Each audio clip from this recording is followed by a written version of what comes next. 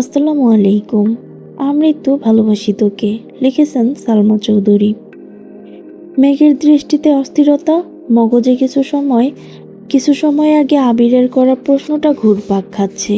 তখন প্রশ্নটা নিয়ে সেভাবে ভেবে দেখেনি, তবে আবিরের শুকনো চোখ মুখ দেখে এখন মনে হচ্ছে অত্যন্ত গুরুত্বপূর্ণ কোনো বিষয়। আবেগী মনে কৌতূহল হানা দিয়েছে। সন্ধিকুঞ্জের প্রতিটা মানুষের সাথে মেঘের আত্মিক সম্পর্ক রয়েছে, যাদের মন থেকে মুছে ফেলা অসম্ভব। অনুভূতিতে গেরা সেই হৃদয়ে আবিরের অস্তিত্ব খুঁজে পাওয়া কি আদৌ সম্ভব? মেঘ গম্ভীর ভাবনায় মগ্ন।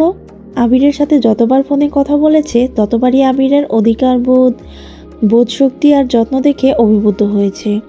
তখন আবিরকে নিজের ভাইয়ের মতো ভাবলেও বাসায় আসার পর থেকে কেন জানি ভাই ভাবতে পারছে না। আবিরের সুগভীর দৃষ্টিতে এক মায়াময় অনুভূতি জাল ছড়ানো। মেঘ সেই জালে বারবার আটকে পড়ে যাচ্ছে। মোহমুক্তির আশায় অন্তর পর্যন্ত ছটফট করছে।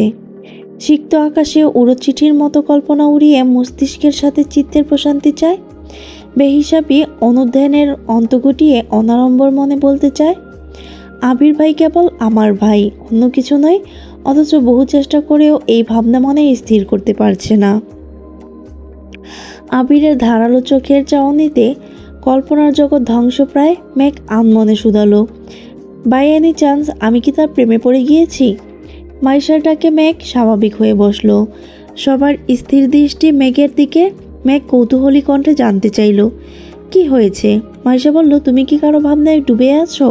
খাচ্ছ না যে? না তো, এমনি ভাবছিলাম। মাইশা মুচকি হেসে বলল, সমস্যা নেই, ভাবো। মেঘ মৃদু হেসে আবিরের কথায় মনোযোগ দিল। সাকিব, মাইশারা প্রশ্ন করছে। আবির খুব সাবলীল ভঙ্গিতে তাদের প্রশ্নের উত্তর দিচ্ছে। মাইশা আবিরের থেকে 2-1 বছরের বড়। সেই সুবাদে মজার ছলে প্রশ্ন করলো, ভাই সবই তো বললি, কিন্তু গল্পের কোথাও কোনো প্রিয়তমার সন্ধান পেলাম না যে? আবির ধোঁয়াশার মতো মেঘকে দেখলো একবার। মেঘের শান্ত আদলে বিন্দুমাত্র কৌতূহল নেই। নিরুৎসাহিত মেঘকে দেখে আবিরের মন পার হয়ে যাচ্ছে। পৃথিবীর সব তৃষ্ণা বুকে চেপে যে যন্ত্রণা সহ্য করে এসেছিল, সব কিছু মুহূর্তেই তুচ্ছ মনে হচ্ছে। আবিরের ব্যাপারে মেঘের কিছু শোনার বা জানার আগ্রহ নেই দেখে মনক্ষুণ্ণ হলো। সুপ্ত অনুরাগ আড়াল করে অবিন্যস্ত কণ্ঠে বলল, প্রিয়তমা বলতে কিছু নেই। বিদেশে বউ রেখে এসেছি, সাথে একটা বাচ্চাও আছে। নিস্তব্ধ কক্ষ। মুহূর্তের মধ্যে আবিরের প্রস্থান হলো। দমকা হওয়ার মতো মেঘের মস্তিষ্ক থমকালো। হকচকিয়ে তাকিয়েও নেত্রগোচর হলো না কিছুই। কপালের এক একটা ভাঁজে ভারী কি প্রশ্ন লুকিয়ে আছে।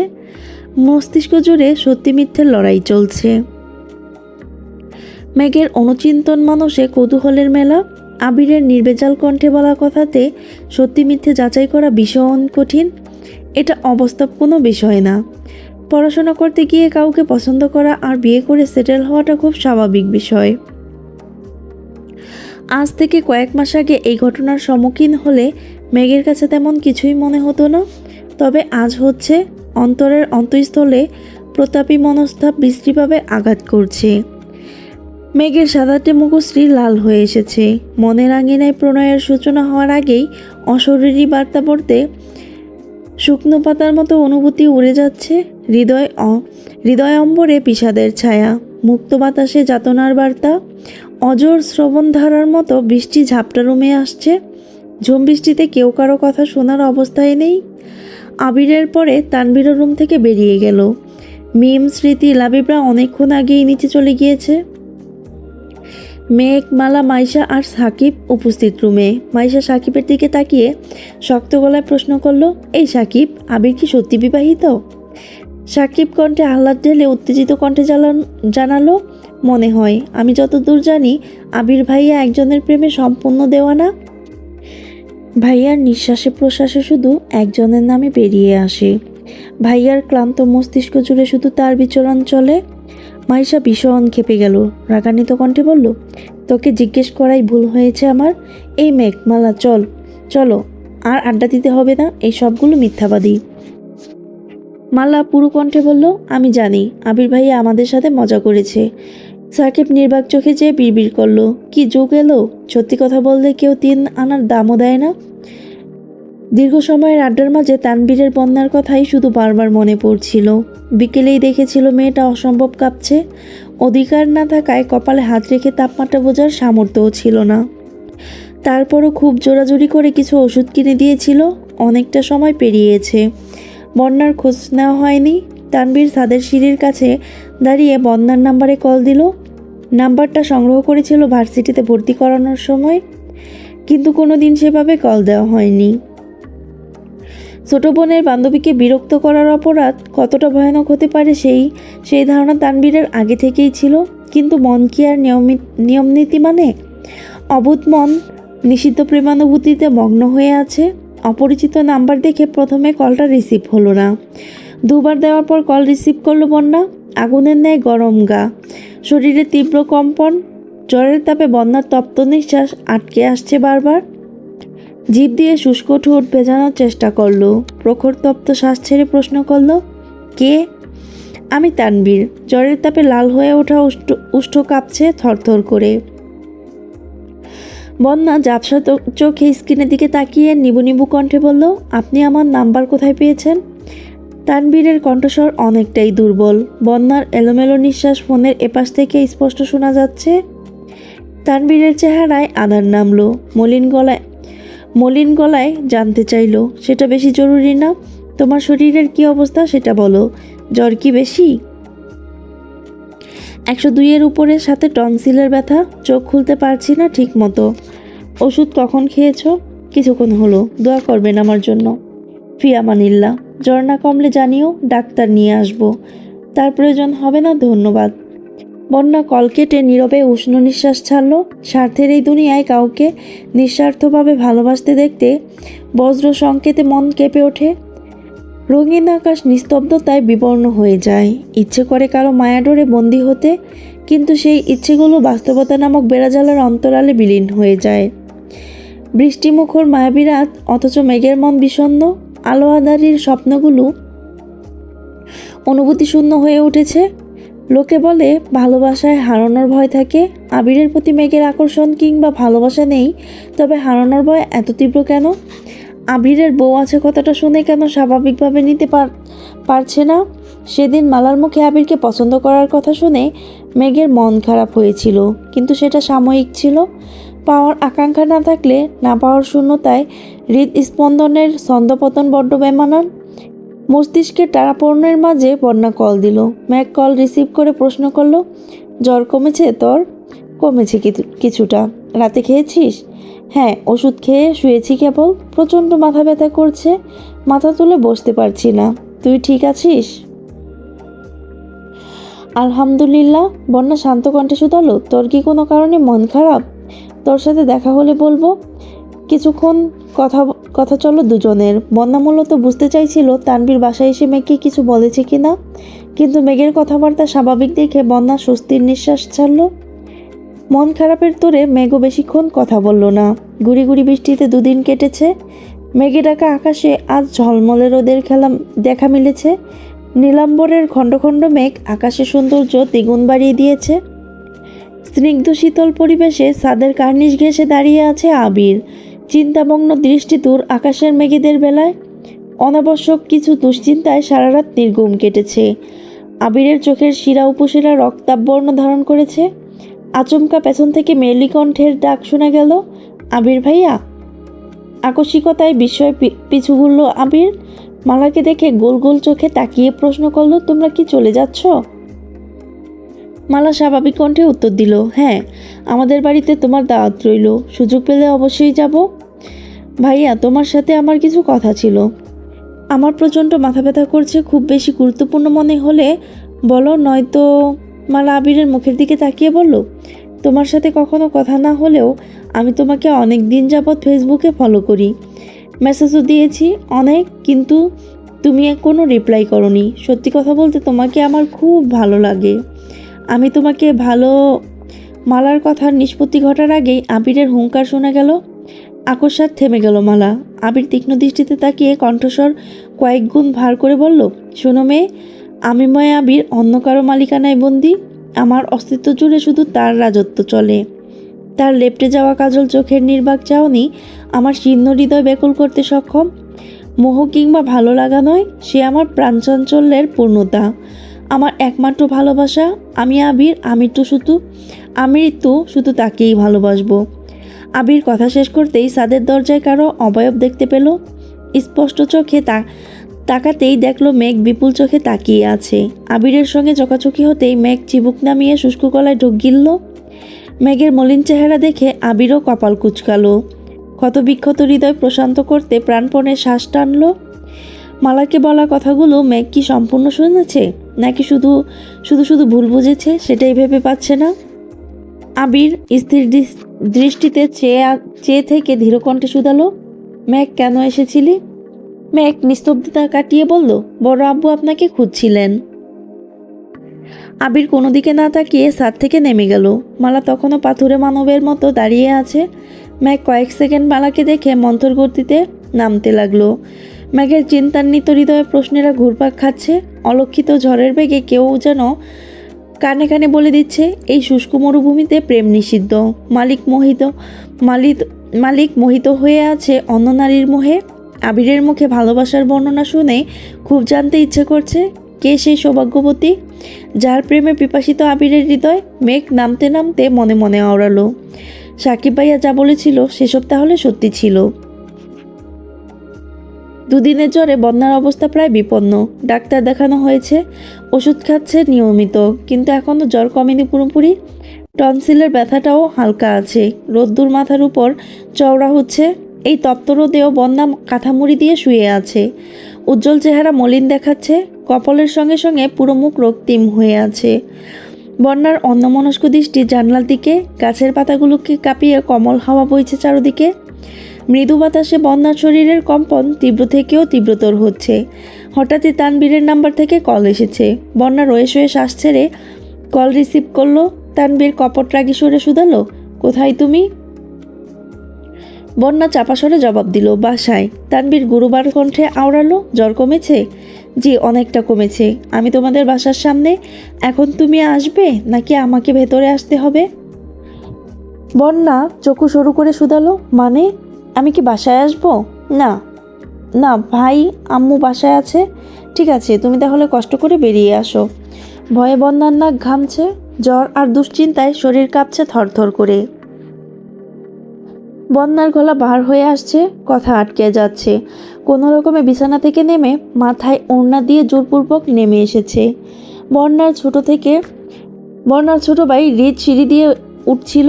বন্যাকে নামতে দেখে জিজ্ঞেস করলো, ছোট আপু জ্বর নিয়ে কোথায় যাচ্ছ তুমি? কোথাও যাচ্ছি না, বাসার সামনে যাব একটু। কি লাগবে বলো, আমি এনে দিচ্ছি। তোকে যেতে হবে না, আমি যাব আর আসবো। বন্যাদের বাসার কিছুটা সামনে তানবীর দাঁড়িয়ে আছে, হাতে কিছু ফল ও অন্যান্য খাবার। জ্বরের কারণে বন্যার চোখ মুখের বেহাল অবস্থা দেখে তানবীর নিশ্চুপ হয়ে রইল। তানবীরের স্পষ্ট দৃষ্টি বন্যার চোখে নিবদ্ধ। বন্যা তানবীরের থেকে কিছুটা দূরে দাঁড়িয়ে নিবু নিবু কণ্ঠে শুধালো, ডেকেছেন কেন? তোমাকে শাস্তি দেওয়ার জন্য ডেকেছিলাম, কিন্তু যা অবস্থা দেখতেছি, তোমাকে বের করে আনার অপরাধে এখন নিজেকে শাস্তি দিতে ইচ্ছা করছে। আমি কি করেছি? বন্যা ঝাঁঝালো কণ্ঠে শুধালো। তানবীর কয়েক কদম এগিয়ে এসে বন্যার মুখোমুখি দাঁড়ালো। অমনি বন্যার হৃৎস্পন্দনের মাত্রা বাড়তে লাগলো। দীর্ঘকালীন নীরবতা ভেঙে প্রখর নেত্রে তাকিয়ে দৃঢ় কণ্ঠে বলল, গত দুদিনে কতগুলো কল দিয়েছি তোমাকে, একটা কল রিসিভ করার প্রয়োজন মনে করলে না? তোমার জন্য যে কেউ একজন দুশ্চিন্তা করে সেটা কি তুমি বোঝো? বন্যার বুকের ভেতর প্রবল ঝড় বইছে। স্বপ্ন নাকি সত্যি কিছুই বুঝতে পারছে না। মনের রাজ্যে অনুভূতিরা তোলপাড় চালাচ্ছে।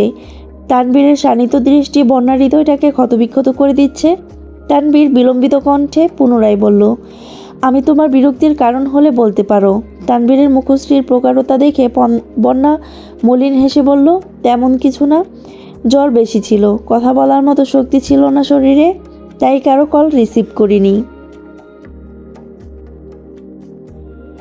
তানবীর খাবারগুলো বন্যার হাতে দিয়ে শান্ত গলায় বলল, অসুস্থ অবস্থায় তোমাকে বাসা থেকে বের করে আনার জন্য দুঃখিত। সাবধানে থেকো, আর ইচ্ছে হলে কল রিসিভ করো। বন্যা কিছুক্ষণ নিষ্পলক চোখে তাকিয়ে থেকে গুটি গুটি পায়ে বাসায় চলে গেল। খাবার নিয়েছে তো ঠিকই, কিন্তু আম্মু জিজ্ঞেস করলে কি বলবে সেই আশঙ্কায় আছে। এর মধ্যে হৃদ নেমে এসেছে। বন্যার হাতে ফোন দিয়ে ব্যাকুল কণ্ঠে বলল, মেঘ আপু কল দিয়েছিল, তোমার কথা জিজ্ঞেস করতেছিল। আমি বলেছি তুমি কারোর সঙ্গে দেখা করতে গিয়েছো। কি ফাজিল ছেলে, তুই এই কথা বলতে গেলি কেন? আমার কি দোষ? আপু বারবার জিজ্ঞেস করছিল জ্বর নিয়ে তুমি কোথায় গিয়েছো, তখন মুখ ফসকে বলে দিয়েছি।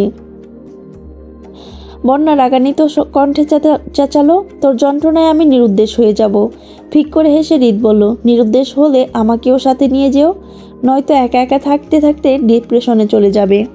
বন্যা ভ্রু কুচকে তাকালো। ভাইয়ের সাথে ঝগড়া করার মতো শক্তি একদমই নেই, তাই ফোন নিয়ে রুমে চলে গেল। মেঘকে কল দিতে যাবে এমন সময় মেঘের কল এসেছে। বন্যা ভিড় করতে করতে কল রিসিভ করলো। মেঘ গুরুগম্ভীর কণ্ঠে শুধালো, তুই কার সাথে দেখা করতে গিয়েছিলি? বন্যা চাপা স্বরে বলল, তুই এত সিরিয়াস হয়ে যাচ্ছিস কেন? তো সিরিয়াস হব না? তোকে হাজারবার বলেছি তুই আমার ভাইয়ের একমাত্র বউ হবি। তুই আমার কথা পাত্তাই দিচ্ছিস না, অথচ কার সাথে দেখা করতে চলে যাচ্ছিস। দেখ বন্যা, আমি আবারও বলছি, এটা কিন্তু আমার ফাইনাল সিদ্ধান্ত। বন্যা নিঃশব্দে শ্বাস ছেড়ে ছোট করে বলল, এসব পাগলামি বাদ দে। তুই এত জ্বর নিয়ে কার সাথে দেখা করতে গিয়েছিলি সেটা আগে বল। তোর ভাইয়া এসেছিলেন, হয়েছে শান্তি? তানবীর ভাইয়া? জি। সত্যি? কখন? কেন? আমি কি জানি, তোর ভাইয়াকে গিয়ে জিজ্ঞেস কর। ফল আর খাবার দিয়ে গেলেন। ভাইয়াকে তো জিজ্ঞেস করতেই হবে। ঠিক আছে, জানো, তুমি সাবধানে থেকো, বাকি বোঝাপড়া ভাইয়ার সাথে হবে। আবিরের মামার বাড়ির মানুষজন সবার থেকে বিদায় নিয়ে কিছুক্ষণ আগেই বেরিয়েছে। যাওয়ার আগে সবাই হাসি মুখে কথা বললেও মালা কারোর সাথে একটা কথা পর্যন্ত বলেনি। ভেতরে ভেতরে শুধু ফুঁসছিল। ওনারা যাওয়ার পর বসার ঘরে আলোচনা শুরু হলো। আলী আহমেদ খান, মোজাম্মেল খান সোফায় বসে আছেন। আবির পাশের সোফায় বসেছে। আলী আহমেদ খান ভারী কণ্ঠে শুধালেন, তুমি কি একেবারে দেশে এসেছো, নাকি আবারও যাওয়ার পরিকল্পনা আছে? আপাতত যাওয়ার কোনো পরিকল্পনা নেই। প্রয়োজন পড়লে যেতে হতে পারে। তোমার সাথে ব্যবসার বিষয়ে বিস্তারিত কথাবার্তা আগেই হয়েছিল। এখন শুধু জানতে চাচ্ছি, তোমার কি অফিসের দায়িত্ব নিতে আরও কিছুদিন সময় লাগবে? আবির ঢোক গিলে ধীর গলায় বলল, না, আপনারা বললে আমি আগামীকাল থেকে অফিসের দায়িত্ব নিতে পারবো, কিন্তু তার আগে আমার আপনাদেরকে কিছু বলার আছে। বলো, কি বলবে? তানবীর কেবলই বাসায় এসেছে। বসার ঘরে আব্বু আর বড় আব্বুকে দেখেই থামলো। আবিরের দিকে এক পলক তাকানোর মাত্র মোজাম্মেল খান ডাকলেন, তানবীর এদিকে আসো। আবির আর চোখে তানবীরকে একবার দেখে নিল। তানবীরের নাম শুনে মেঘ রুম থেকে বেরিয়ে এসেছে। দ্রুত পায়ে নামতে গিয়ে আবিরের সঙ্গে চোখাচোখি হলো। আবিরের ভুরু কুচকানো অগ্নি চোখে মেঘের দিকে তাকাতেই মেঘ থেমে গেল। নির্বোধের মতো হেসে গুটি গুটি পায়ে নিচে নামলো। আবির মাথা নিচু করে গুরুতর ভঙ্গিতে বলতে শুরু করলো, রাকিব রাসেলের সাথে আমি নিজস্ব কোম্পানি শুরু করেছি, 2 বছরের উপরে হবে। আমি ছিলাম না বলে এতদিন পুরো দায়িত্ব রাকিব আর রাসেলের উপর ছিল। তাছাড়া তানবীরও প্রয়োজনে যথাসাধ্য সাহায্য করেছে। আপনারা বিষয়টা কিভাবে নেবেন সেটা ভেবে কখনো বলা হয়ে ওঠেনি। মোজাম্মেল খান ক্ষীণ হেসে বললেন, আলহামদুলিল্লাহ, এটা তো ভালো খবর। তুমি এত কষ্ট করে পড়াশোনা করেছো, মেধা কাজে লাগিয়ে নিজের আলাদা অবস্থান তৈরি করতে চাইতেছো, এটা খুবই ভালো। নিজের আলাদা অবস্থান আমাদের আগে জানালে আমরাও বরং তোমাদের সাহায্য করতে পারতাম। সবচেয়ে গুরুত্বপূর্ণ কথা, তানবীর যে দায়িত্বশীল হয়ে উঠেছে, এই কথা শুনে বেশ ভালো লাগছে। তা তোমার কোম্পানি কেমন চলছে? আলহামদুলিল্লাহ ভালো, দোয়া করবেন চাচু। ফি আমানিল্লাহ। তোমার কোম্পানিতে আমাদের দাওয়াত দিবে না? আমাদের ছেলের সাফল্য স্বচক্ষে দেখে আসবো। আবির মৃদু হেসে বলল, জি চাচু, কিছুদিন পর 3 বছর পূর্ণ হবে। সেই উপলক্ষে রাকিবরা প্রোগ্রাম করার পরিকল্পনা করতেছে। সব কিছু ঠিকঠাক হলে ইনশাল্লাহ সবাইকে দাওয়াত করা হবে। আলী আহমেদ খান দীর্ঘকালীন মৌনতা ভেঙে বিমর্ষ আননে বললেন, দোয়া করি তুমি তোমার লক্ষ্যে সফল হও। খোদার রহমতে আমরা এখনও সুস্থ আছি। তুমি আমাদের কোম্পানির পুরোপুরি দায়িত্ব নিলেও আমরা তোমাকে সাহায্য করতে পারবো, কিন্তু একটা সময় পর যখন সব দায়িত্ব তোমার উপর পড়বে, তখন 2 কোম্পানি একা সামলাতে পারবে তো? যদি ব্যর্থ হও তখন? আবির হাসলো। আপু রাগ করেননি দেখে স্বস্তির নিঃশ্বাস ফেলে বলল, এত সাবজেক্ট থাকা সত্ত্বেও আপনি আমাকে ব্যবসা সম্পর্কিত পড়াশোনায় আগ্রহী করেছিলেন, শুধুমাত্র আপনার ইচ্ছেকে প্রাধান্য দেওয়ার জন্য। আমার এখনও স্পষ্ট মনে আছে, আপনি আমাকে বলেছিলেন পড়াশোনা শেষে তোমার যদি মনে হয় ওখানে সেটেল হবে তাহলে খুব ভালো, নির্দ্বিধায় আমাকে জানিয়ে দিও। কিন্তু যদি মনে হয় দেশে ফিরবে তাহলে তোমার প্রথম দায়িত্ব হবে আমাদের কোম্পানির দায়িত্ব নেওয়া।